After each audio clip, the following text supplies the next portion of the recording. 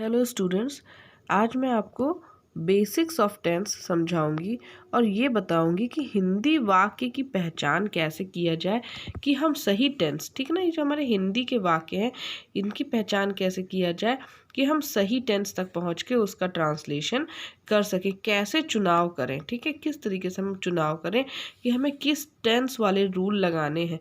हम सभी जानते हैं कि जब टेंस की बात करो तो टेंस प्रेजेंट, पास्ट और फ्यूचर होते हैं, लेकिन और इनके चार चार प्रकार होते हैं। ये सारी बातें हमें पता है, ये बहुत ही कॉमन बातें हैं जो सब बच्चों को ना जानते हुए भी धीमे धीमे कई बार सुनने से क्लियर हो जाती हैं।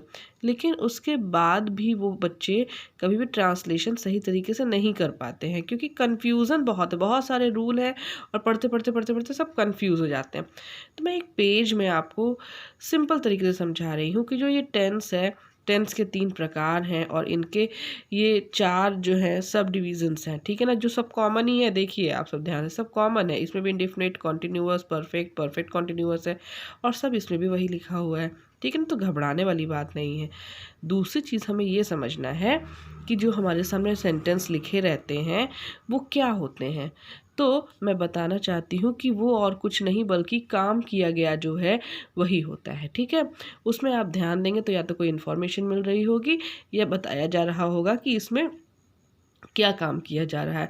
मान लीजिए मैं कहती हूँ कि मैं एक चित्र देखता हूँ या देखती हूँ, तो इसमें क्या हो रहा है, मैं चित्र देखने की एक क्रिया है, ठीक है ना, मैं एक चित्र देख रही हूँ, तुम वहाँ खेलते हो, तो आपके बारे में बता रही हूँ या किसी के बारे में कि आप वहाँ पे खेल रहे हो, तो क्या है, ये सारी बातें जो है ये हमारी क्रिया जो है उनके बारे में बताती हैं। तो हम उस क्रिया को समझें कि ये किस प्रकार में या ये किस टेंस में आ रही है, ठीक है। जैसे कि यहाँ पे देखिए, जब हमारे सामने सेंटेंस आएंगे तो आपको पकड़ना है उसमें से कि उसमें क्या लिखा हुआ है।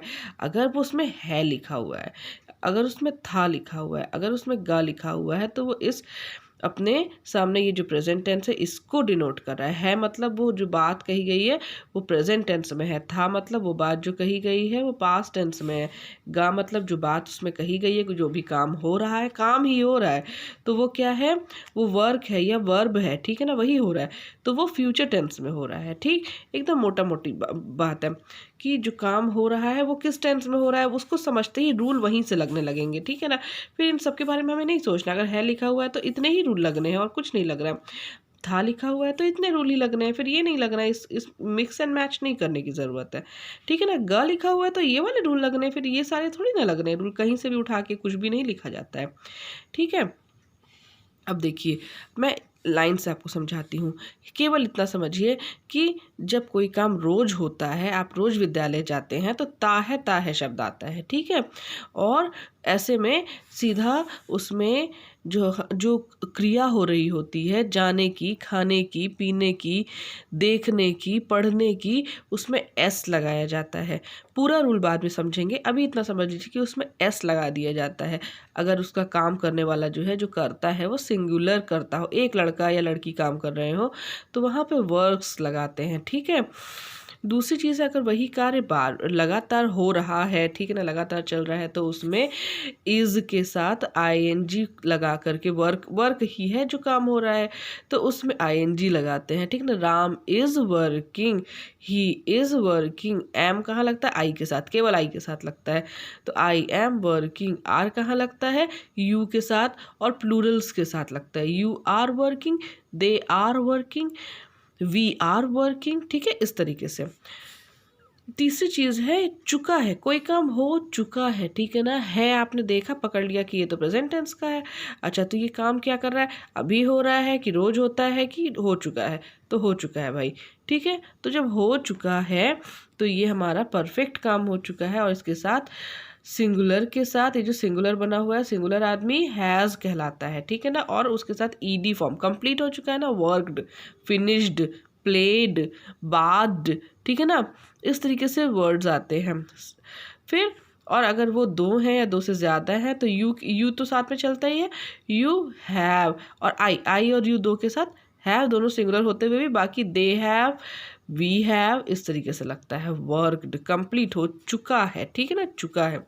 फिर आ गया हमारा ता रहा है, मतलब ऐसा कोई काम जो काम पुराना था पुराने समय से शुरू हुआ था और अभी भी चल रहा है, ठीक है ना। या मैडम 1 घंटे से पढ़ाती रही हैं, ठीक है ना, क्लास लेती रही हैं। तो ऐसी कोई बात अगर आप कह रहे हैं जो काफ़ी देर पहले शुरू हुई और अभी भी चल रही है, तो वो हमारी प्रेजेंट में परफेक्ट होते हुए भी कॉन्टिन्यूएशन में है, ठीक है ना। तो प्रेजेंट परफेक्ट कॉन्टिन्यूअस कहलाता है। इसको ना भी समझे तो हम ये देखें और ये रूल लगाएं, ठीक है ना। कौन सा, has been, she has been teaching, they have been eating, ठीक है ना। इस तरीके से उसको लगाते हैं, ठीक है ना, नियम को जो है। फिर आता है हमारा, ये तो हमारा प्रेजेंट में कोई काम हो रहा था रोज, या रोज जो होता था, या कंटिन्यूएशन में था, हो रहा था, या काम हो चुका था, या कुछ देर पहले शुरू हुआ और कंटिन्यूएशन में था, ठीक है ना। ये सारी बातें प्रेजेंट की हो गई। सेम बातें जब पास्ट की या फ्यूचर की होती हैं, आप देखिए था, कोई इन्फॉर्मेशन आ रही है, ठीक है ना। एक राजा या एक लड़का रोज विद्यालय जाता था, है ना, था रोज काम करता था, ठीक है ना। वही चीज़ है जैसे यहाँ पे है, ता है मतलब अभी भी कर रहा है, ये पुरानी बात हो गई, था, ठीक है ना। तो इसमें क्या लगता है, गो वेंट गॉन समझते हैं आप, फर्स्ट फॉर्म होती है गो, क्रिया ही हो रही है ना, ये सारी जो मैंने क्या बताया क्रिया होती है, सेंटेंस में कोई काम हो रहा होता है, ठीक है ना। तो यहाँ पे आपका देखिए वेंट लगता है, ठीक, गो वेंट गॉन में से हम वेंट उठाते हैं, 3 होती है क्रियाएं, गो वेंट गॉन, तो हमने ये वेंट उठाया, ठीक है ना। वेंट क्यों उठाया, क्योंकि हमारे पास्ट इंडेफिनिट टेंस का रूल है कि जब उसका पॉजिटिव सेंटेंस होता है तो उसमें क्रिया की सेकंड फॉर्म आती है, ठीक है ना। तो जो भी क्रिया हो रही है, तो सिंग, सैंग, संग, तो हम संग उठाएंगे, ठीक है ना। कोई काम, सीता ने गाना गाया, तो सीता सैंग अ सॉन्ग, ठीक है ना। इस तरीके से उठाते हैं, केवल ये हमारे पास के इंडेफिनिट में होता है। उसके बाद देखिए रहा था, ठीक है ना, रहा था, जैसे रहा है, अभी कोई काम हो रहा है, मैं पढ़ा रही हूँ, लेकिन रहा था जब ये हो चुका रहेगा तो मैं रहा था, वो जा रहा था, मैंने देखा कि राम जा रहा था, ठीक है ना। तो वॉज गोइंग, है ना, या दे वर गोइंग, इस तरीके से हो गया।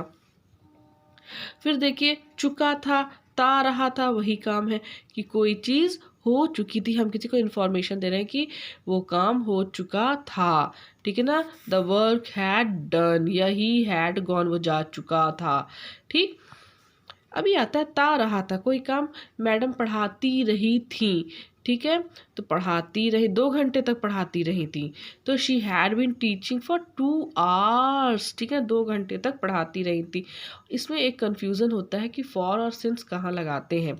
तो फॉर वहाँ लगाते हैं जहाँ आपको करेक्ट टाइम पीरियड नहीं पता होता कि कब से कब तक, 2 घंटे, लेकिन 2 घंटे कौन से, 12 से 2 वाले, कि 2 से 4 वाले, कि 4 से 6 वाले, आपको ये नहीं पता कि उस टाइम पीरियड में, तो वहाँ फॉर लगाते हैं। जहाँ करेक्ट स्पॉट ऑफ टाइम पता होता है, correct time, point of time पता रहता है, तो वहाँ पे क्या लगाते हैं, सिंस लगाते हैं, ठीक।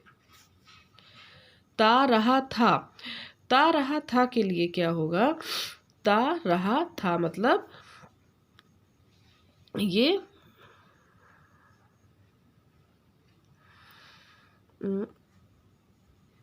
हाँ, जैसे कि ये एक गा, ठीक है ना, कोई काम राम जाएगा, तो हम प्लान की बात करते हैं, कोई फ्यूचर प्लान है या फ्यूचर की बात कर रहे हैं, ठीक है ना, कल क्या करेंगे, तो राम जाएगा, राम खाना खाएगा, ठीक है। ये अभी कुछ देर बाद हम क्या करेंगे, तो ये हो गया, ऐसा करेंगे, ठीक है ना। रहा होगा, गाड़ी चल रही होगी, will be going, running, the train will be running, ठीक है ना, विल बी चल रही होगी। इसी तरीके चुका होगा, कल मैं ये काम कर चुका होऊंगा, या कल मैं अपने नोट्स कंप्लीट कर चुका होऊंगा। अगर मैं ऐसा सेंटेंस बोलूँ तो कैसे बोलूँगी, I will have finished my notes, ठीक है, ये बात हो गई। टुमारो, तो उसके बाद आता है ता रहा होगा, तो ता रहा होगा क्या है, शी विल हैव बीन, देखिए यहाँ पे विल हैव बीन या शैल हैव बीन लगता है, ठीक है ना। ये विल हैव बीन, इसको हटाते हैं, विल हैव बीन या शैल हैव बीन को देखिए, ठीक है ना। ये हमारा कोई काम है जो फ्यूचर में स्टार्ट होगा और आगे भी चलता रहेगा, ठीक है ना। ये कल की बात है या कुछ देर बाद की बात है, ठीक। तो इस तरीके से हम अपने टेंस को समझते हैं। इसको एक बार मैं और मोटा मोटा आपको फिर से समझा देती हूँ कि आप बेसिक्स समझिए, कॉन्सेप्ट समझिए कि कोई भी जो सेंटेंस आपके सामने होता है उसको आपको पहले टेंस देखना है कि वो किस टेंस में बात कर रहा है। अगर है लिखा हुआ है तो उसको केवल प्रेजेंट टेंस के ही रूल लगने हैं, केवल इतने से रूल लगने हैं, ठीक है।